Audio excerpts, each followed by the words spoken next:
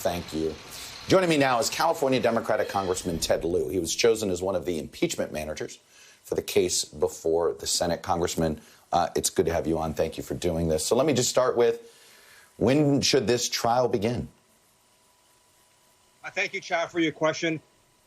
Chuck, it should begin as soon as possible.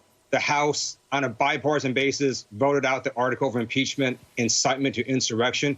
There's nothing stopping the Senate from convening, for example, this Monday to hear the trial.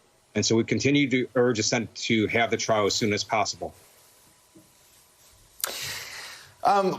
We all went through the last impeachment, and so everybody's an impeachment expert based on what they saw in the last impeachment, right? So we saw the committee hearings, which were used to create the evidence that was used to present by your predecessors as impeachment managers to that jury of United States senators basically a year ago this month. What is the evidence that you plan to introduce? I mean, one of the things, for instance, in my head is, do you have somebody right now piecing together every piece of video of this insurrection that perhaps the senators themselves did not see? And is that something those senators will see? I can't say this any better than what the number 3 House Republican Liz Cheney said. She said that Donald Trump summoned this mob, assembled the mob, and lit the flame of this attack. And it's all on videotape. We don't have to call in Donald Trump as a witness and say, hey, did you give that speech? We know he gave that speech. Everyone can see it now, right. Read the transcript, see what he said. We know that there was this violent attack on the Capitol by domestic terrorists, that they killed a police officer, that based on new reporting today, they were 90 feet away from Vice President Pence, who was hiding with his family. They were chanting, hang Pence. Imagine if they got their murderers' hands on Vice President Pence and his family, what would have happened? We don't have to have a evidentiary investigation, because this is all captured on videotape for the American people to see. So I guess what you're saying is that is one of the plans. You're going to make sure the senators see it all that perhaps they didn't see, since they had been basically quickly taken away. Well, so first of all, the senators have already seen a lot of this because they experienced it. Some of these senators knew that they were at potential threat of harm.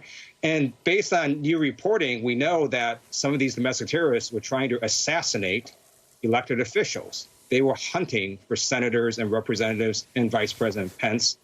And what we also know is that Donald Trump incited these domestic terrorists to do this attack, not because people were unhappy with the corporate tax rate.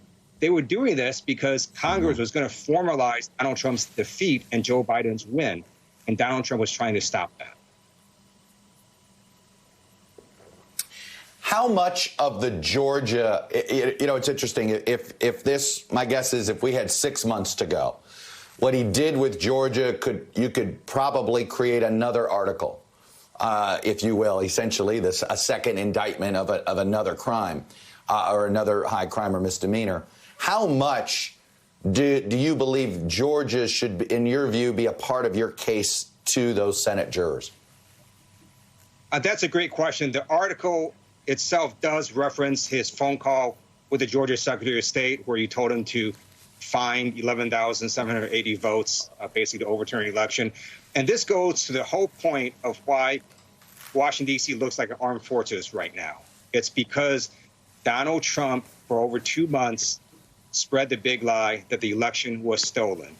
And his violent supporters, the violent part of the base, believes the election was stolen, and that's why they're so rage-filled. They believe Donald Trump is a legitimate president and Joe Biden is illegitimate. If Donald Trump simply says one sentence, the election was not stolen, he could calm down all these tensions. By refusing to do so, he's continuing to inflame the violent part of his base. So in your view, Georgia is a part of this, but the focal point is the insurrection? So the insurrection that occurred on January 6th, all of us saw and some of us experienced, but it didn't occur in a vacuum. He called the mob on January 6th, but predating that, for over 2 months, he was telling the mob that the election was stolen and that they had to come on January 6th to rectify that. They had to show strength. They couldn't show weakness. They had to take their country back. They had to fight like hell.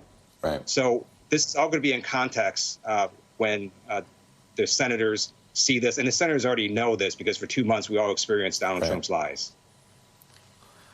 Congressman, was there any thought given to including one of the 10 Republicans who voted to impeach as a manager, to have a Republican as one of the impeachment managers? Yeah, that's beyond my pay grade, so I don't know how to answer that, Chuck. I hear you. I take it if one was added, you would accept it?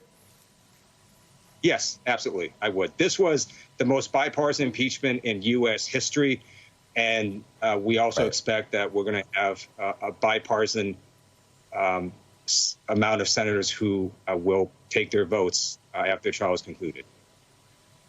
Right. Well, as you make note, that was not your decision about who to make the impeachment managers. I always joke, everybody has a boss. Not everybody, no matter what, on various topics at various times. Congressman Ted Lieu, Democrat from California, thank you for coming on and sharing your perspective with us, sir.